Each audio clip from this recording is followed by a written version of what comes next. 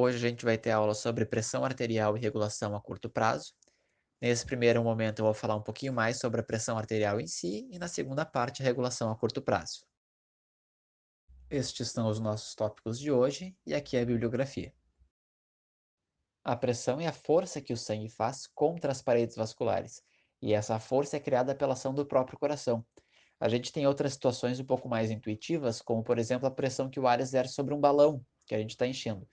Quanto mais a gente sopra, mais ar entra e maior a pressão desse ar sobre as paredes do balão. Da mesma forma, a pressão sanguínea é a força do sangue contra as paredes vasculares. E como a gente viu, a pressão arterial ela vai diminuindo ao longo da circulação justamente porque a força criadora dela é a ação do bombeamento cardíaco. E mais uma vez repetindo que a diferença de pressão é a determinante do sentido do fluxo sanguíneo. E o que é aquela unidade, né? 120 milímetros de mercúrio, 80 milímetros de mercúrio que a gente vê. Eu deixei aqui uma citação do Guyton, que vocês podem parar o vídeo e ler, mas eu prefiro mostrar essa imagem aqui. Ela mostra que, se em determinado momento a pressão do vaso for de 120 milímetros de mercúrio, essa pressão é suficiente para elevar uma coluna de mercúrio a 120 milímetros, contração da gravidade. Ou seja, a força do sangue dentro desse vaso é capaz de elevar essa coluna do mercúrio até essa altura. Se a pressão nesse vaso fosse de 150 milímetros de mercúrio, significaria que essa mesma força aplicada a uma coluna de mercúrio elevaria essa coluna a uma altura de 150 milímetros. Como é que a gente pode definir a pressão arterial numa equação? É bem simples. É o débito cardíaco, ou seja, o volume sistólico vezes a frequência cardíaca, vezes a resistência periférica total. Ou seja, é a quantidade de sangue que está saindo do coração vezes a dificuldade que esse sangue está tendo de percorrer a circulação periférica. A pressão sistólica é a pressão durante a fase de ejeção, assim como a diastólica é durante a fase de relaxamento. Um outro conceito importante é a pressão de pulso, que é justamente a diferença dos valores da pressão sistólica e diastólica, e a pressão média.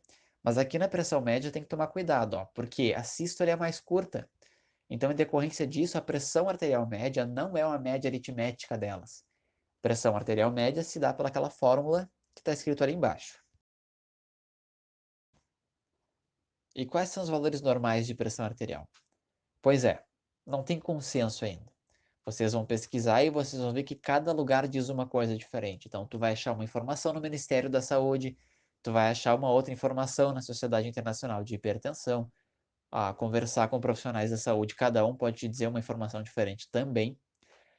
Eu lancei um documento aqui para vocês, e esse documento são as novas diretrizes da Sociedade Internacional de Hipertensão. É um documento que saiu esse ano e que ele reúne algumas informações, faz algumas discussões, e é interessante caso vocês queiram fazer uma leitura um pouco mais aprofundada. Mas, de fato, não há um consenso. O mais comum é que se trabalhe na pressão de 120 por 80, né, o popular 12 por 8, mas outros valores eles parecem ser aceitáveis também. Existem duas considerações muito importantes, tá? A primeira é que, quando tu olha a pressão arterial de um indivíduo, tu tem que correlacionar com os demais aspectos da saúde dele. Então, tu tem que ver se o indivíduo tem diabetes, se ele tem outras doenças cardiovasculares, e não só olhar a pressão arterial como uma variável única. E a outra coisa é que vocês, como futuros profissionais da saúde e da docência em saúde, melhor do que ficar muito preocupados com valores que são bem discutíveis e atualizados a todo momento, vocês têm um papel bem importante sobre a conscientização da população sobre os hábitos que causam ou que possam prevenir a hipertensão, que é um problema muito grave de saúde pública, beleza? Por fim, vamos ver um pouquinho como é que se verifica a pressão arterial, né? Acho que todo mundo já viu esse tipo de imagem ou até já fez esse tipo de teste. Inicialmente, então, a gente posiciona um manguito sobre a artéria braquial. Um estetoscópio também é posicionado sobre a artéria mais distal para ver como é que está o fluxo desse sangue que vem da artéria braquial. Então, o manguito é inflado. Quando ocorre uma oclusão parcial do vaso, ocorre uma turbulência do sangue após essa região do manguito, o que gera as vibrações ouvidas no estetoscópio. Quer testar isso que eu estou te falando, tu pode fazer o seguinte, tu pega uma mangueira, sem a pistola, tá? E abre lá a torneira. A água vai sair, entre aspas, calma, digamos assim, né? Num fluxo normal. Agora coloca o dedo e impede parcialmente o fluxo da água. O negócio vai virar um jato, né? Uma coisa turbilhonada. E é isso que está acontecendo ali no vaso. Tu gera uma espécie de turbilhonamento. Esse turbilhonamento vai fazer com que haja os sons que tu vai escutar no estetoscópio. E quando ocorre oclusão total ou quando ocorre um fluxo normal pelo vaso, esses sons não são geralmente escutados. Como é que é a dinâmica da coisa?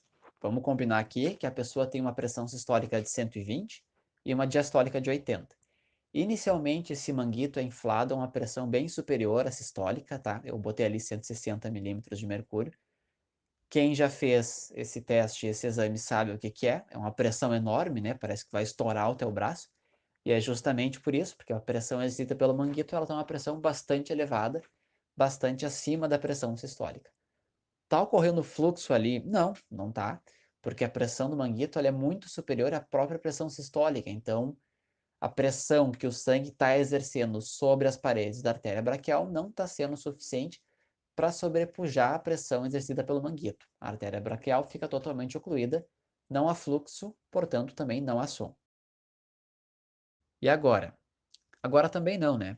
Diminuiu um pouquinho ali a pressão exercida, mas essa pressão ainda é maior que a pressão sistólica, portanto, não há fluxo e não há som.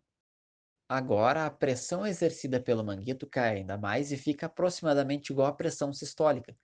Então, no pico da pressão sistólica, a força que o sangue exerce sobre as paredes da artéria começa a ser capaz de sobrepujar a pressão exercida pelo manguito, iniciando ali um fluxo turbulento e gerando assim um som que parece ser uma espécie de som seco. Assim a gente chega na pressão sistólica.